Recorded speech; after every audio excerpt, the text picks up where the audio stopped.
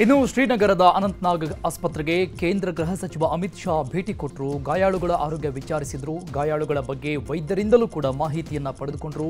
ಗಾಯಾಳುಗಳ ಚಿಕಿತ್ಸಾ ವೆಚ್ಚವನ್ನ ಸರ್ಕಾರವೇ ಭರಿಸುತ್ತೆ ಅಂತ ತಿಳಿಸಿದ್ದಾರೆ. ಗಾಯಾಳುಗಳಿಗೆ ಸೂಕ್ತ ಚಿಕಿತ್ಸೆ ನೀಡುವಂತೆ ವೈದ್ಯರಿಗೆ ಅಮಿತ್ ಶಾ ತಾಕೀತು ಮಾಡಿದ್ದಾರೆ.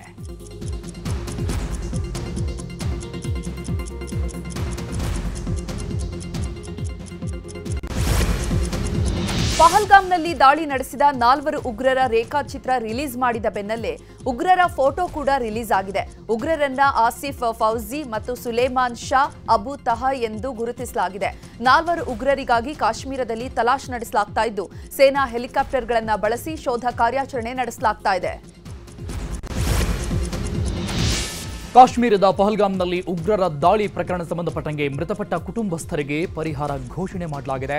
ಮೃತರ ಸಂಬಂಧಿಕರಿಗೆ 10 ಲಕ್ಷ ರೂಪಾಯಿ ಪರಿಹಾರ, ಗಾಯಗೊಂಡವರಿಗೆ 2 ಲಕ್ಷ ಪರಿಹಾರವನ್ನು ಜಮ್ಮು ಕಾಶ್ಮೀರದ ಸರ್ಕಾರ ಘೋಷಿಸಿದೆ.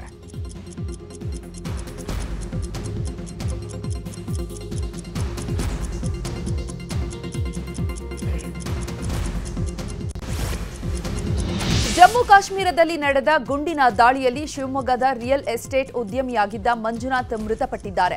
ದಾಳಿಯಲ್ಲಿ ಮಂಜುನಾಥ್ ಅವರ ಪತ್ನಿ ಪಲ್ಲವಿ ಮತ್ತು ಮಗ ಸುರಕ್ಷಿತವಾಗಿದ್ದಾರೆ. ಇನ್ನು ಗುಂಡಿನ ದಾಳಿಯಲ್ಲಿ ಹಲವರಿಗೆ ಗಂಭೀರವಾಗಿ ಗಾಯಗಳಾಗಿದ್ದು, ಇನ್ನು ಕೆಲವೇ ಗಂಟೆಗಳಲ್ಲಿ ಮೃತದೇಹ ಬೆಂಗಳೂರಿಗೆ ಬರಲಿದೆ.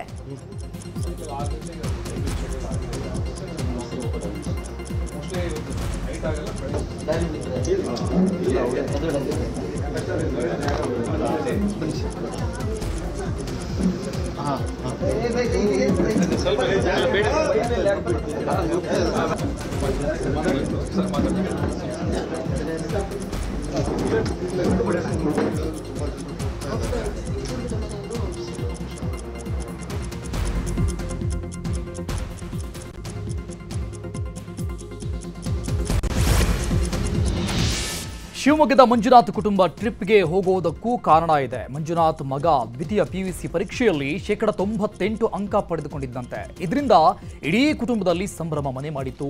ಇದೇ ಸಡಗರದಲ್ಲಿ ಮಗನಿಗಾಗಿ ಜಮ್ಮು ಕಾಶ್ಮೀರಕ್ಕೆ ತೆರಳಿ ಎಂಜಾಯ್ ಮಾಡ್ತಾ ಇದ್ರು. ಆದರೆ ಆ ಸಂಭ್ರಮಕ್ಕೆ ಭಯೋತ್ಪಾದಕರು ಅಟ್ಟಹಾಸ ಮೆರೆದಿದ್ದಾರೆ. ಸಂಭ್ರಮದಲ್ಲಿದ್ದ ಮನೆಯಲ್ಲಿ ಈಗ ಸೂತಕ ಮನೆ ಮಾಡಿದೆ.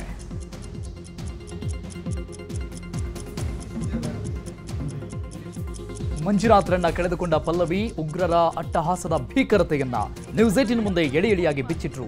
ಮಂಜುನಾಥ್ ಕುಟುಂಬ ತೆರಳಿದ 2 ನಿಮಿಷದಲ್ಲಿ ಗುಂಡಿನ ಶಬ್ದ ಕೇಳೋದಕ್ಕೆ ಶುರುವಾಯಿತು. ಸೇನಾ ತರಬೇತಿ ಇರಬಹುದು ಅಂದ್ಕೊಂಡು ಸ್ನಾಕ್ಸ್ ತರೋದಕ್ಕೆ ಅಂಗಡಿಗೆ ತೆರಳಿದ್ವಿ.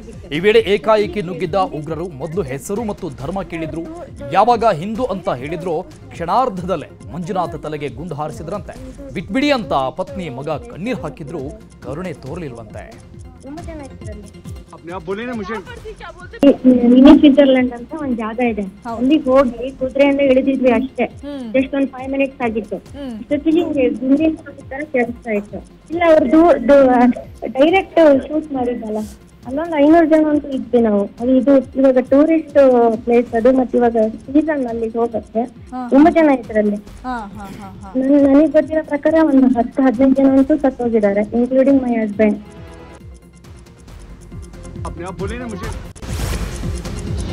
ಕಾಶ್ಮೀರದಲ್ಲಿ ಉಗ್ರರ ಗುಂಡಿಗೆ ಬಲಿಯಾದ ಶಿವಮೊಗ್ಗದ ಮಂಜುನಾಥ ತಾಯಿ ನ್ಯೂಸ್ 18 ಜೊತೆ ಮಾತನಾಡಿದ್ದಾರೆ.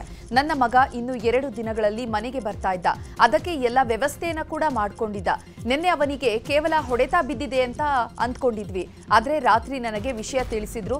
ಕಾಶ್ಮೀರಕ್ಕೆ ಹೋಗ್ಬೇಡ ಅಂತ ನಾನು ಹೇಳಿದ್ದೆ, ಆದ್ರೆ ಈಗ ಕಾಶ್ಮೀರ ಬದಲಾಗಿದೆ ಅಂತ ಹೇಳಿದ್ದ. ಹೀಗೆ ಆಗ್ಬಾರ್ದಿತ್ತು, ಆದ್ರೆ ದೇವರು ಅವನನ್ನ ಕರೆದುಕೊಂಡಿದ್ದಾನೆ ಅಂತ ಹೇಳಿದ್ರು. ಮನೆಯವರು ಹೋಗಿ ಬಂದರು. ಅವ್ರದ್ದು ಫೋಟೋ ಎಲ್ಲ ನೋಡಿದ್ದ. ಅದಕ್ಕೆ ಹೋಗಿ ಬರ್ತೀವಮ್ಮ ನಾವು. ನನಗೆ ಕಾಶ್ಮೀರ ಅಂದ್ಕೊಳ್ಳಿ ನಾನು ಬೇಡ, ಅಡ್ಡ ಬಾಯಿ ಹಾಕ್ತೀನಿ, ಬೇಡ ಬೇಡ ಬೇಡ ಅಂತೀನಿ, ನಾನು ನೋಡಿದ್ನಲ್ವ ಅಂತ ಹೇಳಿದ್ರು. ಇಲ್ಲ ಇಲ್ಲ ಈಗ ಹಂಗಿಲ್ಲಮ್ಮ, 30 ವರ್ಷ ತುಂಬ ಬದಲಾವಣೆ ಆಗಿದೆ, ಹೆಜ್ಜೆಗೂ ಮಿಲಿಟ್ರಿ ಸೆಕ್ಯೂರಿಟಿ ಎಲ್ಲ ಇದೆ, ಏನು ತೊಂದರೆ ಇಲ್ಲ ಅಂತ ಅಂದ್ಕೊಂಡು ಉಮೇದು ಮಾಡ್ಕೊಂಡು ಹೋಗಿದ್ದ. ತುಂಬ ಉತ್ಸಾಹಿ ಅದರಲ್ಲೆಲ್ಲ. ಅಕ್ಕಪಕ್ಕ ಎಲ್ಲರೂ ಹೋಗಿ ಬಂದರು, ಒಂದೊಂದು ವಾರ ಚೆನ್ನಾಗಿದೆ ಅಂತ. ಸೊ ನಮ್ಮ ದೊಡ್ಡಮ್ಮಂಗೆ ಅವನೇ ಕನ್ವಿನ್ಸ್ ಮಾಡಿ, ಇಲ್ಲ ಈಗ ಮುಂಚಿನ ಥರ ಎಲ್ಲ ಕಾಶ್ಮೀರ ತುಂಬ ಚೆನ್ನಾಗಿದೆ, ಹೋಗಿ ಬರಬೇಕು, ಬೆಂಗಳೂರು ಥರನೇ ಇದೆ ಅಂತ ಹೇಳಿ. ನಮ್ಮ ದೊಡ್ಡಮ್ಮಂಗೆ ಒಂದು ಭಯ ಆಯಿತು, ಜಮ್ಮು ಕಾಶ್ಮೀರಕ್ಕೆ ಯಾಕೋ ಪ್ಲ್ಯಾನ್ ಮಾಡ್ತಿದ್ಯಾ ಅಂತ. ಬಟ್ ಇಲ್ಲ ಈಗ ಮುಂಚಿನ ಥರ ಎಲ್ಲ ಹೋಗಿ ಬರ್ತೀವಿ ಅಂತ ನಿನ್ನೆ ಬೆಳಿಗ್ಗೆನೂ ಮಾತಾಡಿದ್ದಾನೆ ನಮ್ಮ ಸೋದರ ಮಾವನ ಹತ್ರ. ಅವನ ಆ್ಯನಿವರ್ಸರಿ ವಿಶ್ ಮಾಡಿದ್ದಾನೆ.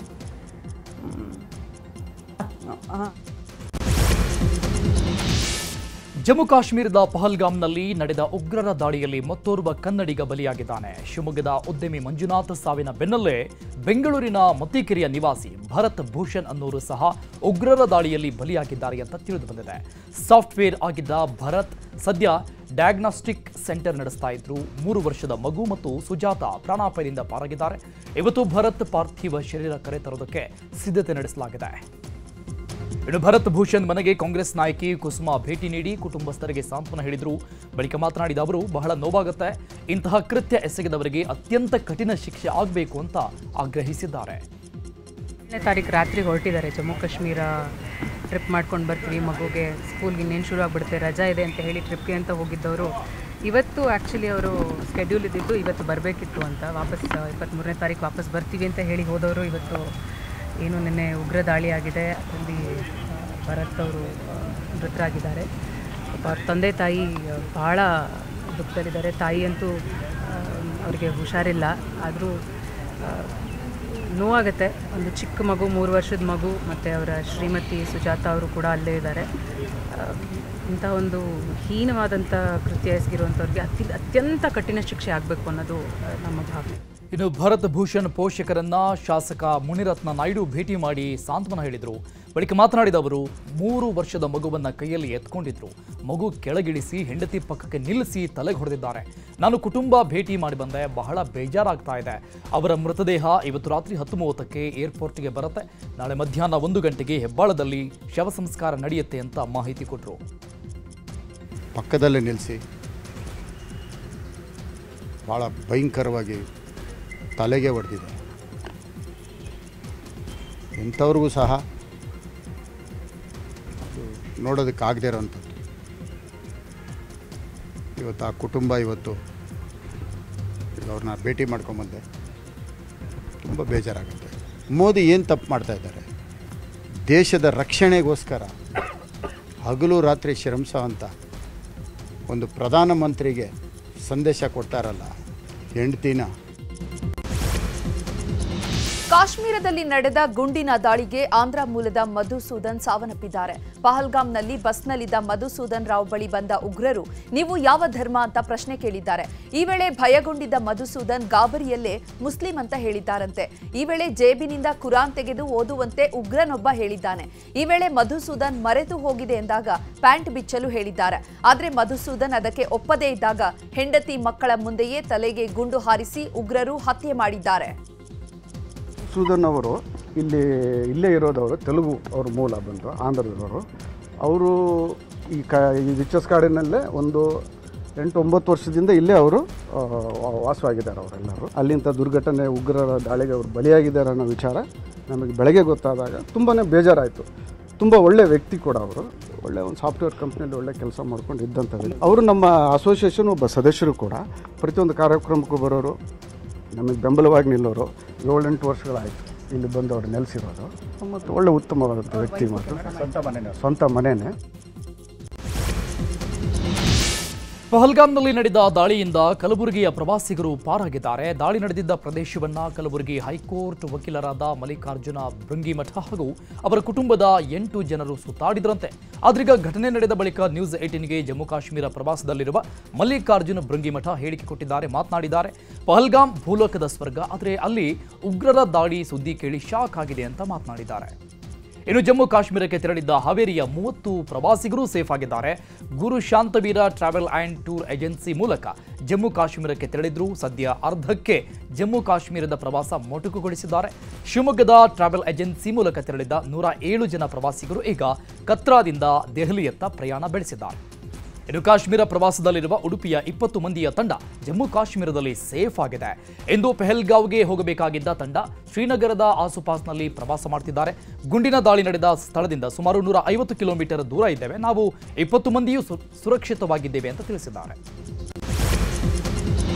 ಜಮ್ಮು ಕಾಶ್ಮೀರದಲ್ಲಿ 13 ಬಾಗಲಕೋಟೆ ಪ್ರವಾಸಿಗರು ಸೇಫ್ ಆಗಿದ್ದಾರೆ. 4 ಜನ ದಂಪತಿ ಹಾಗೂ 5 ಮಕ್ಕಳು ಪ್ರಾಣಾಪಾಯದಿಂದ ಪಾರಾಗಿದ್ದಾರೆ. ಬಾಗಲಕೋಟೆಯ ಮಾರ್ವಾಡಿ ಗಲ್ಲಿಯ ನಿವಾಸಿಗಳಾಗಿದ್ದು ನಿನ್ನೆ ಪಹಲ್ಗಾಮ್ಗೆ ಹೊರಟಿದ್ರು. ಮಾರ್ಗ ಮಧ್ಯೆ ಮನೆಯಿಂದ ಪಹಲ್ಗಾಮ್ನಲ್ಲಿ ಟೆರರಿಸ್ಟ್ ಅಟ್ಯಾಕ್ ಆಗಿದೆ ಅಂತ ಕರೆ ಬಂದಿದ್ದರಿಂದ ಪಹಲ್ಗಾಮ್ಗೆ ಹೋಗೋದನ್ನ ನಿಲ್ಲಿಸಿದ್ದಾರೆ. ಇನ್ನು ವಿಜಯನಗರ ಜಿಲ್ಲೆಯಿಂದ ತೆರಳಿದ್ದ 4 ಪ್ರವಾಸಿಗರು ಕೂಡ ಸೇಫ್ ಆಗಿದ್ದಾರೆ. ಹರಪನಹಳ್ಳಿ ಪಟ್ಟಣದ ನಿವಾಸಿಯಾಗಿದ್ದ ಬಿಎಡ್ ಕಾಲೇಜಿನ ಡೀನ್ ಟಿಎಂ ರಾಜಶೇಖರ್ ಕುಟುಂಬ ಸಮೇತವಾಗಿ ಕಾಶ್ಮೀರಕ್ಕೆ ತೆರಳಿದ್ರು. ನಿನ್ನೆ ದಾಳಿ ನಡೆದಾಗ ಸ್ಥಳದಿಂದ ದೂರವಿದ್ದಂತಹ ಕಾರಣ ಪ್ರಾಣಾಪಾಯದಿಂದ ಪಾರಾಗಿದ್ದಾರೆ. ಘಟನೆ ನಡೆದ ಬಳಿಕ ವಾಪಸ್ ಆಗ್ತಿದ್ದಾರೆ. ಮೈಸೂರಿನ 10 ಮಂದಿ ಶ್ರೀನಗರದಲ್ಲಿ ಸೇಫ್ ಆಗಿದ್ದಾರೆ. ಕಾಶ್ಮೀರದ ಶ್ರೀನಗರದಲ್ಲಿರುವ ಸಚಿವ ಸಂತೋಷ್ ಲಾಡ್ ಆತಂಕದಲ್ಲಿದ್ದ ಕನ್ನಡಿಗರನ್ನ ಭೇಟಿಯಾಗಿ ಧೈರ್ಯ ತುಂಬಿದ್ದಾರೆ. ಕರ್ನಾಟಕಕ್ಕೆ ತೆರಳಲು ವ್ಯವಸ್ಥೆ ಮಾಡುತ್ತಿದ್ದಾರೆ. ಸಚಿವ ಸಂತೋಷ್ ಲಾಡ್ ನೆರವಿಗೆ ಪ್ರವಾಸಕ್ಕೆ ತೆರಳಿದ್ದ ಕನ್ನಡಿಗರು ಧನ್ಯವಾದ ತಿಳಿಸಿದ್ದಾರೆ. ಬಾರಾಮುಲ್ಲಾದಲ್ಲಿ 2 ಉಗ್ರರ ಹತ್ಯೆ ಮಾಡಲಾಗಿದೆ. ಉಗ್ರರು ಮತ್ತು ಭದ್ರತಾ ಸಿಬ್ಬಂದಿ ನಡುವೆ ನಡೆದಂತಹ ಗುಂಡಿನ ಚಕಮಕಿಯಲ್ಲಿ ಈ ವೇಳೆ 2 ಯೋಧರನ್ನ ಹತ್ಯೆ ಮಾಡಲಾಗಿದೆ. ಇನ್ನು ಉಗ್ರರಿಂದ ಭಾರೀ ಪ್ರಮಾಣದ ಶಸ್ತ್ರಾಸ್ತ್ರಗಳನ್ನು ವಶಕ್ಕೆ ಪಡೆಯಲಾಗಿದೆ. ಸದ್ಯ ಕಾರ್ಯಾಚರಣೆ ಮುಂದುವರೆದಿದ್ದು ಶೋಧ ಕಾರ್ಯ ಮಾಡಲಾಗ್ತಾ ಇದೆ. ಪಹಲ್ಗಾಮ್ ದಾಳಿಗೆ ಭದ್ರತಾ ವೈಫಲ್ಯವೇ ಕಾರಣ ಅಂತ ಕೇಂದ್ರದ ಸರ್ಕಾರದ ವಿರುದ್ಧ ಸಿಎಂ ಸಿದ್ದರಾಮಯ್ಯ ವಾಗ್ದಾಳಿ ನಡೆಸಿದ್ರು. ಇಂಟೆಲಿಜೆನ್ಸ್ ಫೇಲ್ನಿಂದ ಈ ಘಟನೆ ನಡೆದಿದೆ. ಕನ್ನಡಿಗರ ರಕ್ಷಣೆಗೆ ಎಲ್ಲಾ ಕ್ರಮ ಕೈಗೊಂಡಿದ್ದೇವೆ. ಈ ರೀತಿಯ ದಾಳಿ ಆಗಬಾರದು ಅಂತ ಸಿಎಂ ಸಿದ್ದರಾಮಯ್ಯ ಹೇಳಿದ್ದಾರೆ. ಕಾಶ್ಮೀರದ ಪಹಲ್ಗಾಮ್ನಲ್ಲಿ ನಡೆದಂತಹ ಉಗ್ರರ ದಾಳಿ ವಿಚಾರವಾಗಿ ಎಐಸಿಸಿ ಅಧ್ಯಕ್ಷ ಮಲ್ಲಿಕಾರ್ಜುನ ಖರ್ಗೆ ಮಾತನಾಡಿದ್ದಾರೆ. ಕಾಂಗ್ರೆಸ್ ಈ ಘಟನೆಯನ್ನ ಖಂಡಿಸುತ್ತದೆ. ಈ ದಾಳಿ ದೇಶದ ಏಕತೆಯ ಮೇಲಿನ ದಾಳಿ. ಕಾಶ್ಮೀರದಲ್ಲಿರುವಂತಹ ಗೃಹ ಸಚಿವ ಅಮಿತ್ ಶಾರೊಂದಿಗೆ ಮಾತನಾಡಿದ್ದೇನೆ. ಕಾಶ್ಮೀರ ಸಿಎಂ ಹಾಗೂ ಸ್ಥಳೀಯ ಕಾಂಗ್ರೆಸ್ ನಾಯಕರಿಂದಲೂ ಕೂಡ ಘಟನೆಯ ಬಗ್ಗೆ ಮಾಹಿತಿಯನ್ನು ಪಡೆದುಕೊಂಡಿದ್ದೇನೆ ಎಂದಿದ್ದಾರೆ. ಕಾಶ್ಮೀರದಲ್ಲಿ ನಡೆದ ಘಟನೆ ಬಗ್ಗೆ ಮಾತನಾಡಿದ ಗೃಹ ಸಚಿವ ಪರಮೇಶ್ವರ್, ದಾಳಿಯನ್ನ ಕೇಂದ್ರ ಸರ್ಕಾರ ಗಂಭೀರವಾಗಿ ಪರಿಗಣಿಸಬೇಕು. ಹಿಂದೂಗಳನ್ನೇ ಕೊಂದಿರುವುದು ಬಳಿಕ ಬಹಳ ಆತಂಕಕಾರಿ. ಭದ್ರತೆ ವೈಫಲ್ಯದಿಂದ ಈ ಘಟನೆ ನಡೆದಿದೆ. ಮಿಲಿಟರಿ ಇಂಟೆಲಿಜೆನ್ಸ್ ಸೆಕ್ಯೂರಿಟಿ ಲ್ಯಾಪ್ಸ್ ಆಗಿದೆ. ಮೃತರ ಆತ್ಮಕ್ಕೆ ಶಾಂತಿ ಸಿಗಲಿ ಅಂತ ಪ್ರಾರ್ಥನೆ ಮಾಡ್ತೇನೆ ಅಂತ ಪರಮೇಶ್ವರ್ ಹೇಳಿದರು. ಪಾಕಿಸ್ತಾನಕ್ಕೆ ಕೇಂದ್ರ ಸರ್ಕಾರ ತಕ್ಕ ಪಾಠ ಕಲಿಸುತ್ತೆ. ಯಾರೇ ಆಗಿದ್ರೂ 2 ದಿನಗಳಲ್ಲೇ ಹೆಡೆಮುರಿ ಕಟ್ಟುತ್ತೇವೆ ಅಂತ ಕೇಂದ್ರ ಸಚಿವ ಸೋಮಣ್ಣ ಹೇಳಿದ್ದಾರೆ. ಇದು ಚಿಕ್ಕಬಳ್ಳಾಪುರದ ಮಂಚನಹಳ್ಳಿಯಲ್ಲಿ ಆದಂತಹ ಶೂಟೌಟ್ ಪ್ರಕರಣ. ಬಿಹಾರ ಮತ್ತು ಉತ್ತರ ಪ್ರದೇಶದಲ್ಲಿ ಆಗುವಂತಹ ರೀತಿಯಲ್ಲಿ ಜಗಳದ ಮಧ್ಯದಲ್ಲಿ ಆದಂತಹ ಶೂಟೌಟ್. ಕಾರಣ ಕಲ್ಲು ಕ್ವಾರಿ ವಿಚಾರವಾಗಿ ಹಾಡ ಹಗಲಲ್ಲೇ ಶೂಟೌಟ್ ಮಾಡಲಾಗಿದೆ. ಗುಂಪುಗಳ ಘರ್ಷಣೆ ಆಗ್ತಾ ಇತ್ತು. ಈ ಸಂದರ್ಭದಲ್ಲಿ ವ್ಯಕ್ತಿ ಮೇಲೆ ಗುಂಡಿನ ದಾಳಿಯಾಗಿರುವುದು. ಸಕಲೇಶ್ ಎಂಬಾತನಿಂದ ರವಿ ಮೇಲೆ ಗುಂಡಿನ ದಾಳಿಯಾಗಿದೆ ಮಂಚನಹಳ್ಳಿಯಲ್ಲಿ. ಈ ಗುಂಡಿನ ದಾಳಿ ವಿಡಿಯೋ ನ್ಯೂಸ್ 18ಗೆ ಲಭ್ಯ ಆಗಿದೆ.